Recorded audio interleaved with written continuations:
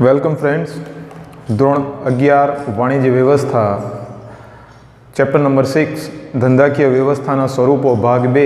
વિદ્યાર્થી મિત્રો, આવનારી એકમ કસોટીની અંદર ચેપ્ટર નંબર 5 અને ચેપ્ટર નંબર 6 નો સમાવેશ કરવામાં આવેલો છે. કુલ 2 ચેપ્ટરમાંથી તમને આવનારી એકમ કસોટી એટલે કે ડિસેમ્બર મહિનાના અંતમાં 28 તારીખે શિક્ષણ વિભાગ આપણી ટેસ્ટનું આયોજન કરેલું છે. રાબેતા મુજબ જેનું માળખું તમને ખ્યાલ જ છે, 25 ગુણની ટેસ્ટ લેવામાં આવશે.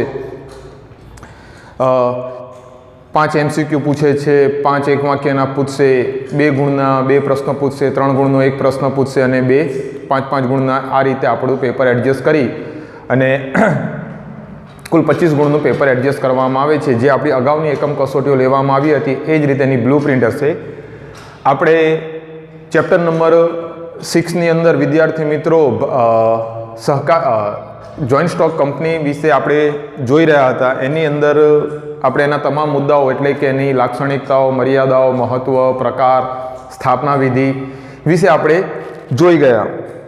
આજે વિદ્યાર્થી મિત્રો આપણે તફાવત જોવાનો છે. આ ચેપ્ટરના અંતમાં કુલ 3 તફાવત આપવામાં આવેલા છે. લાસ્ટ વિડીયોની અંદર તમે ભાગીદારી પેઢી અને જોઈન્ટ સ્ટોક કંપની વચ્ચેનો તફાવત આપણે જોઈ ગયા.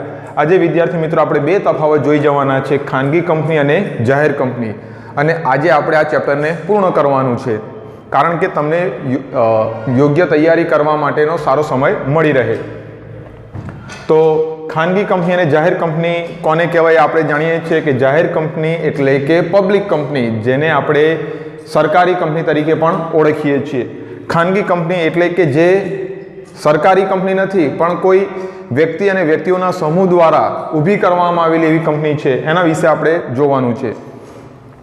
તો પહેલું છે સભ્ય સંખ્યા. તો વિદ્યાર્થી મિત્રો, જો તમને 5 ગુણમાં પૂછવામાં આવે આ પ્રશ્ન તફાવત કોઈ પણ, તો એના બધા મુદ્દા લખવા સારી બાબત છે. ઓછામાં ઓછા 7 મુદ્દા તો આપણે ફરજિયાત લખવા જ પડે જો મોટો પ્રશ્ન પૂછાય છે તો. અહીંયા 9 મુદ્દા આપવામાં આવ્યા છે. પહેલું છે સભ્ય સંખ્યા. તો આપણે જોઈ ગયા છે, અગાઉ આ બધા મુદ્દાઓની ચર્ચા આપણે કરી ચૂક્યા છે, પરંતુ અહીં આગળ એનું પુનરાવર્તન થઈ રહ્યું છે. તફાવત જોવાનો છે કે બંને વચ્ચે તફાવત શું છે. તો કે સભ્ય સંખ્યાની દ્રષ્ટિએ જોઈએ તો ઓછામાં ઓછા 2, સભ્ય સંખ્યામાં ઓછામાં ઓછા 2 અને વધુમાં વધુ આપણે કેટલી લિમિટ છે? 200ની લિમિટ છે.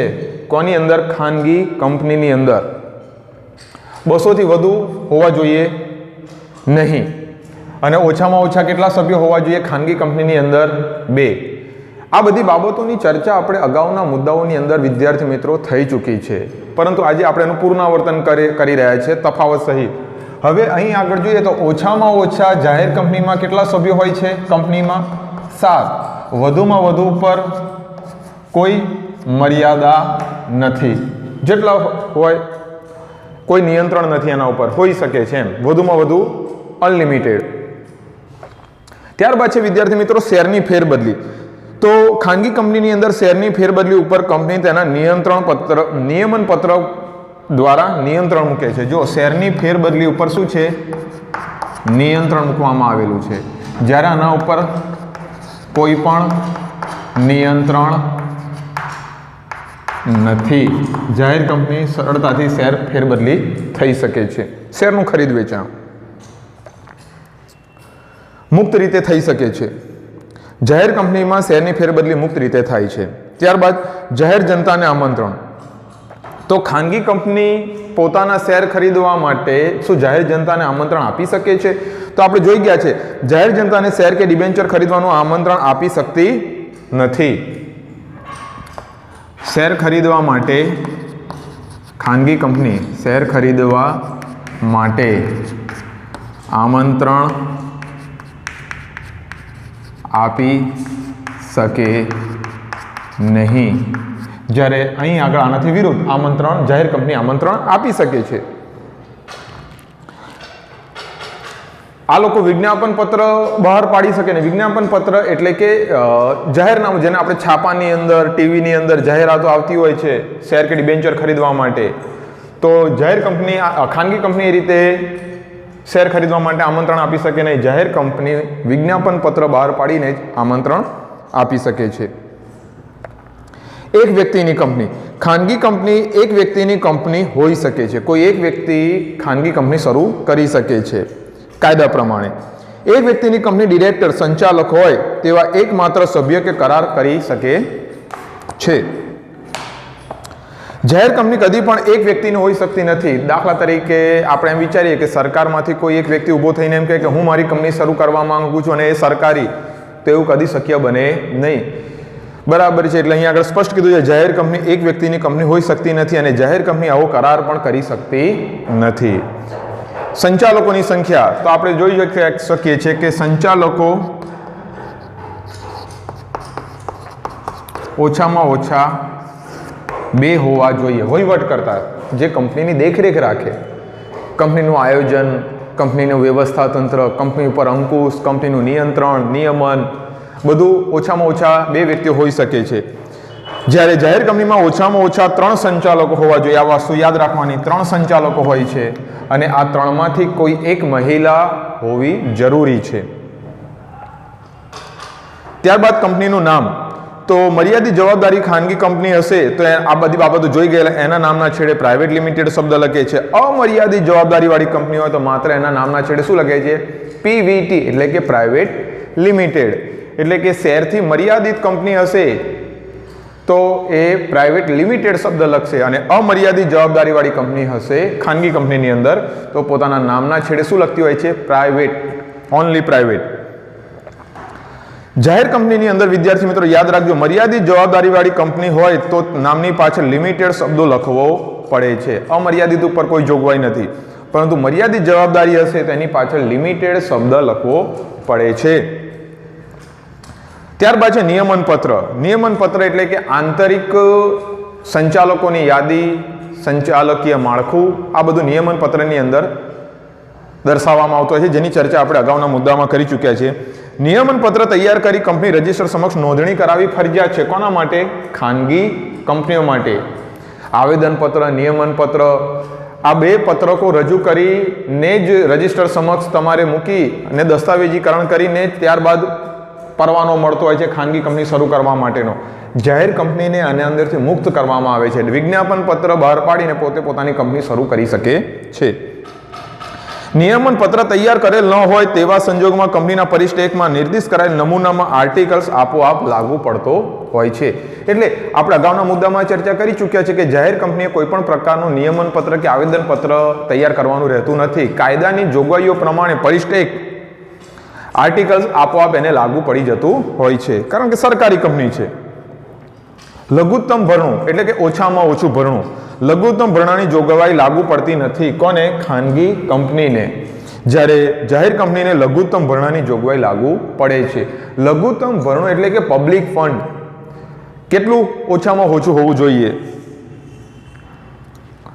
મૂડીની વાત છે. ત્યારબાદ છે નવા શેર. તો ખાનગી કંપની નવા શેર બહાર પાડવામાં આવે તો કંપની વર્તમાન સભ્યો સિવાય અન્ય વ્યક્તિને શેર આપી શકે છે. જો નવા શેર બહાર પાડવામાં આવે તો કંપની વર્તમાન સભ્યો સિવાય, હાલના જે સભ્યો છે એના સિવાય અન્ય વ્યક્તિને શેર આપી શકે છે. ચાલુ રહેતા સભ્યો શેરનું ખરીદ વેચાણ કરી શકતા નથી. એનો અર્થ એ થયો જાહેર કંપનીની અંદર નવા શેર બહાર પાડવામાં આવે ત્યારે પ્રથમ દરખાસ્ત કંપનીના વર્તમાન સભ્યોને કરવી પડે છે. હાલની અંદર જે સભ્યો કાર્યરત છે એ લોકોએ અરજી કરવાની રહેતી હોય છે શેર ખરીદવા માટેની, શેર મૂડી પ્રાપ્ત કરવા માટેની. તો વિદ્યાર્થી મિત્રો આ તો તફાવત હતો કોનો? ખાનગી કંપની અને જાહેર કંપનીનો. હવે આપણો આ ચેપ્ટરનો છેલ્લો મુદ્દો છે એના વિશે આપણે જોઈ જઈએ. સહકારી મંડળી. સહકારી મંડળી અને કંપની. તો સહકારી મંડળીની વ્યાખ્યા જોઈ ગયા કે અહીંયા આગળ મૂડીને મહત્વ નહીં પણ માનવને, મનુષ્યને મહત્વ વધારે આપવામાં આવે છે. કંપનીની અંદર માનવને મહત્વ ઓછું અને મૂડીને મહત્વ વધારે આપવામાં આવે છે. લોકશાહીની તાલીમ શાળા છે સહકારી મંડળી. લોકોના ઉત્કર્ષ માટે, લોકોના કલ્યાણ માટે આની સ્થાપના કરવામાં આવે છે. કંપનીની અંદર આ હેતુ હોતો નથી, નફાના હેતુથી કરવામાં આવતી પ્રવૃત્તિ છે. અહીંયા આગળ નફો એ ગૌણ છે અને સેવા એ મુખ્ય હેતુ છે. હવે આપણે એનો અર્થ જોઈએ. સહકારી મંડળીનો અહીંયા અર્થ આપ્યો છે. જો કે વિદ્યાર્થી મિત્રો આ બધી બાબતો આપણે અભ્યાસ કરી ચૂક્યા છે. અહીંયા એક સારી બાબત એ છે કે તફાવતની અંદર તમારું એક પુનરાવર્તન થઈ રહ્યું છે. સહકારી મંડળીની વ્યાખ્યા એમ કહે છે, અર્થ છે પોતાના આર્થિક સ્થિતિમાં સુધારો કરવા સમાનતાના ધોરણે સ્વૈચ્છિક રીતે સંગઠિત થયેલી વ્યક્તિઓનું મંડળ છે. જુઓ, ગામની અંદર, શહેરની અંદર એવા વ્યક્તિઓનો સમૂહ હોય કે જે સમાજના લોકોનો ઉત્કર્ષ કરવા માંગતા હોય, સમાજના લોકોનું કલ્યાણકારી પ્રવૃત્તિઓ કરવા માંગતા હોય, સમાજનો વિકાસ કરવા માંગતા હોય, એ હેતુથી આની સ્થાપના કરવામાં આવે છે. એવું સંગઠિત સ્વૈચ્છિક રીતે થયેલી વ્યક્તિઓનું માળખું છે. જ્યારે કંપની એક એવું છે, કાયદેસરનો ધંધો કરી નફો કરવા માટે એકઠી થયેલી વ્યક્તિઓનું મરજિયાત મંડળ છે. ફરજિયાત નહીં, પરંતુ કેવું છે? મરજિયાત મંડળ છે. તમારે જોડાવવું હોય તો જોડાઈ શકો છો, ન જોડાવવું તેના પર કોઈ બાંધછોડ હોતી નથી. ત્યારબાદ છે હેતુ. તો સહકારી મંડળીનો હેતુ શું છે? તેનો મુખ્ય હેતુ સભ્યોની સેવાનો છે, આર્થિક વિકાસ અને સદ્ધરતાનો છે, નફાનો ઉદ્દેશ એનો ગૌણ છે. જ્યારે કંપનીનો મુખ્ય હેતુ નફાનો છે. સભ્ય સંખ્યા તો અહીં આગળ જોઈએ, ઓછામાં ઓછા 10 અને વધુમાં ઉપર કોઈ મર્યાદા નથી. વધુ ઉપર કોઈ મર્યાદા નહીં, અનંત છે. પણ ઓછામાં ઓછા 10 સભ્યો હોવા જોઈએ સહકારી મંડળીની અંદર. કંપનીની અંદર તો જોઈ ગયા, ખાનગી કંપની હશે તો ઓછામાં ઓછા 2, જાહેર કંપની હશે તો ઓછામાં ઓછા 7, ખાનગી કંપનીમાં વધુમાં વધુ 200, જાહેર કંપનીમાં વધુમાં વધુ પર કોઈ મર્યાદા નથી. આ બાબત આપણે જોઈ ગયા છે. સ્થાપના વિધિ. સ્થાપના વિધિની અંદર આપણે જોઈએ તો સ્થાપના વિધિ સરળ છે, જ્યારે કંપનીની અટપટી છે. કેવી છે? અટપટી એટલા માટે કે આપણે અગાઉ જોઈ ગયા કે સ્થાપના વિધિની અંદર આવેદનપત્રની જરૂર પડે, નિયમન પત્રની જરૂર પડે, વિજ્ઞાપન પત્ર બહાર પાડવું, સેબીની અંદર નોંધણી કરાવી, રજિસ્ટર સમક્ષ નોંધણી કરાવી, ઘણી બધી આંટીઘૂંટીમાંથી પસાર થઈને કંપનીની સ્થાપના થતી હોય છે. કે જ્યારે સહકારી મંડળીની સ્થાપના કરવી ખૂબ જ સરળ છે. કોની કમ્પેરિઝનમાં? કંપનીની કમ્પેરિઝનમાં. સ્થાપના વિધિ કંપનીની પ્રમાણમાં લાંબી અને અટપટી છે. વહીવટ. તો અહીં આગળ વહીવટ લોકશાહી ઢબે થાય છે. આ અગત્યનો મુદ્દો છે. એટલા માટે જ સહકારી મંડળીને લોકશાહીની તાલીમ શાળા કહેવામાં આવે છે. સભ્ય દીઠ એક મત આપી શકાય છે, જ્યારે કંપનીની અંદર માત્ર સિદ્ધાંતમાં જ લોકશાહી વહીવટ ખ્યાલ ભ્રામક બનેલો છે. આમ કહેવામાં આવે કે શેર હોલ્ડરો સહમતિથી બધા નિયંત્રણો લઈ અને કંપનીનો વહીવટ કોઈ એક બોર્ડ ઓફ ડાયરેક્ટર પ્રતિનિધિ ચૂંટતો હોય છે અને પ્રતિનિધિ એકમનો વહીવટ કરતો હોય છે, પરંતુ એ ખ્યાલ ભ્રામક બનતો હોય છે. વર્ચસ્વના કારણે, વધુ શેર હોવાના કારણે બોર્ડ ઓફ ડાયરેક્ટર બનતો હોય છે અને પોતાનું વર્ચસ્વ જમાવવા માટે પોતે નિર્ણયો લેતો હોય છે. શેર તો એક સરખા અધિકારવાળા અને એક જ પ્રકારના શેર બહાર પાડવામાં આવે છે. એટલે બધાને, જેટલા બી શેર ખરીદનારા હશે, બધાને અધિકાર અને મત આપવાનો બધું સમાન હોય છે. જ્યારે ઇક્વિટી શેર ઉપરાંત પ્રેફરન્સ શેર બહાર પાડી શકાય છે. જો કંપનીની અંદર ઇક્વિટી શેર બહાર પાડી શકાય, પ્રેફરન્સ શેર બહાર પાડી શકાય, ડિબેન્ચર બહાર પાડી શકાય, આ બધી છૂટછાટો આપેલી છે. ત્યારબાદ છે શેરની ફેરબદલી અને સભ્યપદનો અંત. તો સહકારી મંડળીની શેર ફેરબદલી કોઈ દિવસ થતી નથી. જે સભ્ય છે એની પાસે જ મતાધિકાર રહેતો હોય છે. સભ્ય મંડળીના શેર પરત કરી સભ્યપદનો અંત લાવી શકે છે. પોતે પોતાના શેર પરત કરી દે તેને એનું જે શેરની અવેજો એ ચૂકવી દેવામાં આવે તો સભ્યપદનો અંત આવે છે. શેર, જ્યારે કંપનીની અંદર શેરની ફેરબદલી સરળતાથી થઈ શકે છે. એટલે કે ફેરબદલીના સંદર્ભમાં ખરીદ વેચાણ સરળતાથી આપણે કરી શકીએ છીએ કંપનીની અંદર. જ્યારે અહીં આગળ આપણે મતાધિકાર બીજાને આપી શકતા નથી. આપણે શેર વેચીએ તો આપોઆપ સભ્યપદનો અંત આવી જતો હોય છે. શેર મૂડી પર અસર. તો સહકારી મંડળીની અંદર મંડળીના સભ્ય મંડળીને શેર પરત કરી મૂડી પાછી મેળવી શકતો હોવાથી મૂડી ભંડોળમાં ઘટાડો થાય છે. શાની અંદર? સહકારી મંડળીની અંદર એક મોટી લાક્ષણિકતા છે. જેમ સભ્યો ઓછા થતા જાય તેમ મૂડી ઉપર અસર થતી હોય છે. કારણ કે મૂડીમાં ઘટાડો થશે, જ્યારે કંપનીની અંદર આ બાબત રહેતી નથી. સભ્યો દ્વારા શેરના ખરીદ વેચાણથી મૂડી ભંડોળમાં ફેરફાર થતો નથી. એક ખરીદનાર હશે તો બીજો વેચનાર હશે, બીજો વેચનાર હશે તો બીજો ખરીદનાર પણ હશે. એટલે આની કંપની ઉપર શેરની ફેરબદલી ઉપર કોઈ અસર થતી નથી, પરંતુ કંપની સહકારી મંડળીમાં એની અસર થાય છે. છેલ્લો છે વિદ્યાર્થી મિત્રો મુદ્દો, નફાનો ઉપયોગ. નફાનો ઉપયોગ કાયદાની જોગવાઈઓને અધીન રહી સહકારી મંડળીમાં સભ્યોને ડિવિડન્ડ આપવા અને સભ્યોના લાભાર્થે થાય છે. એટલા માટે તમને આ બાબત ખ્યાલ હશે. સહકારી મંડળીને લોકશાહીની તાલીમ શાળા એટલા માટે કહેવામાં આવે છે કે લોકો દ્વારા લોકો માટે ચલાવવામાં આવતું એક સંગઠન છે. તો અહીં આગળ એનો મુખ્ય હેતુ શું છે કે લોકો માટે લોકોનું જીવન ધોરણ સુધરે, કલ્યાણકારી પ્રવૃત્તિઓ કરવામાં આવે, સમાજનો વિકાસ થાય, આ એનો મુખ્ય હેતુ છે. એટલે નફાનો ઉપયોગ ડિવિડન્ડ ઉપરાંત લોકોના ઉત્કર્ષ માટે. તમારા મનમાં એમ થાય કે સાહેબ ઉત્કર્ષ કઈ રીતે કરશે, નફો તો આપણને આપી દીધો. તો વિદ્યાર્થી મિત્રો, ગામની અંદર બગીચા બનાવવા, બરાબર છે, રમતગમતનું મેદાન બનાવવું, પાણીની પરબો ઊભી કરવી, રોડ રસ્તાઓનું સમારકામ કરાવવું, એવી ઘણી બધી ગૌણ ક્રિયાઓ જે પ્રાથમિક જરૂરિયાતો આપણી છે એને આવી મંડળી પૂરી પાડતી હોય છે. જ્યારે કંપનીની અંદર નફાનો ઉપયોગ, નફાનો કેટલોક ભાગ સભ્યોને ડિવિડન્ડ તરીકે વહેંચવામાં આવે છે. બરાબર છે, નફાનો ભાગ કઈ તરીકે વહેંચવામાં આવે છે? ડિવિડન્ડ તરીકે વહેંચવામાં આવે છે. એમના કલ્યાણ કરવા માટે એવો કોઈ ઉપયોગ કરવામાં આવતો નથી. તો આ વાત હતી સહકારી મંડળી અને ખાનગી કંપનીની. ઘરે રહી અને વ્યવસ્થિત રીતે દરેક વિડીયોનું વારંવાર પુનરાવર્તન કરતા રહો, વાંચન કરો, અને કોઈ પણ બાબત તમને ન સમજાય તો મને પર્સનલી તમે વોટ્સઅપ ઉપર કાં તો ફોન કરીને કોન્ટેક્ટ કરશો તો તમને દરેક બાબતનો સંતોષકારક જવાબ આપવામાં આવશે. હવે વિદ્યાર્થી મિત્રો, અહીં આગળ આપણું આ ચેપ્ટર પૂર્ણ થાય છે. ચેપ્ટરના અંતે આપણે આ પ્રકરણમાં શું શીખ્યા? MCQ, એક વાક્યના બધા પ્રશ્નોના જવાબ અહીં આગળ આપણને આપવામાં આવેલા છે. આપણી પાસે સમય છે તો અત્યારે આપણે MCQ જોઈ જઈએ. ચેપ્ટરના અંતે સહકારી મંડળીમાં સભ્ય શેર દીઠ મત આપી શકે છે એવું ન હોવું જોઈએ. ખરેખર આવે શું વિદ્યાર્થી મિત્રો? સભ્ય દીઠ મત આપી શકે છે. પહેલા MCQમાં જવાબ આવશે બી.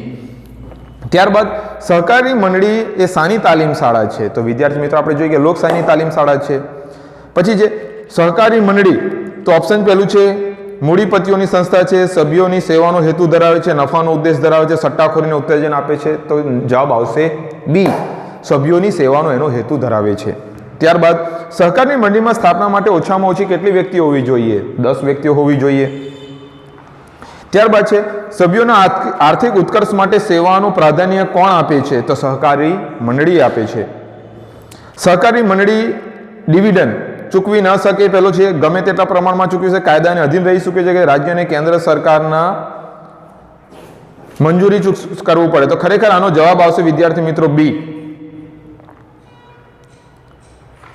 એટલે કે કાયદાને અધીન રહીને ચૂકવી શકે છે. એટલે સોરી, સહકારી મંડળીની અંદર જવાબ આવશે સી, કાયદાને ધ્યાનમાં લઈને એનો ડિવિડન્ડ ચૂકવી શકે. આર્થિક વિકાસના એન્જિન તરીકે કોને ઓળખાણી શકાય છે? અગત્યનું છે વિદ્યાર્થી મિત્રો, યાદ રાખજો, પરીક્ષા લક્ષી છે. તો યાદ રાખજો, એમાં જવાબ આવે કંપની. જે દેશની અંદર સૌથી વધુ કંપનીઓ, ઔદ્યોગિક એકમો વસેલા હશે એ દેશ સારો વિકાસ કરી શકશે. એની ચર્ચા આપણે અગાઉ કરી ચૂક્યા છે. ભારતમાં હાલમાં કયો કંપની ધારો અમલમાં છે? આ MCQ પણ પૂછાઈ શકે. યાદ રાખજો 2013 જે નવો કાયદો છે. જૂનો કયો હતો એ પણ યાદ હોવું જોઈએ, 1956. ત્યારબાદ કંપની તેના કાર્યની સંમતિ શાના દ્વારા વ્યક્ત કરે છે? નામ દ્વારા, સામાન્ય મહોર દ્વારા, આવેદન કે કૃત્રિમ વ્યક્તિ દ્વારા? તો કે સામાન્ય મહોર જવાબ આવશે. સંમતિ, પોતાનો એક સ્ટેમ્પ હોય છે, એક મહોર હોય છે, એના દ્વારા પોતાની સંમતિ દર્શાવે છે. 10મું MCQ, કંપની તેના સભ્યોની જવાબદારીના પ્રકાર કયા દસ્તાવેજમાં આપે છે? કંપની તેના સભ્યોની જવાબદારી નિયમન પત્રની અંદર દર્શાવે છે. અને છેલ્લું MCQ છે કંપની સ્વરૂપનું મહત્વનું લક્ષણ કયું છે? તો શેરની સરળ ફેરબદલી આનો જવાબ આવશે. તો વિદ્યાર્થી મિત્રો, અહીં આગળ આપણે આ ચેપ્ટરનો અંત લાવીએ છીએ. હવે જ્યારે આપણે નેક્સ્ટ ટાઈમ ભેગા થઈશું ત્યારે વિદ્યાર્થી મિત્રો આના પછીના પ્રકરણોની ચર્ચા કરીશું. Have a nice day.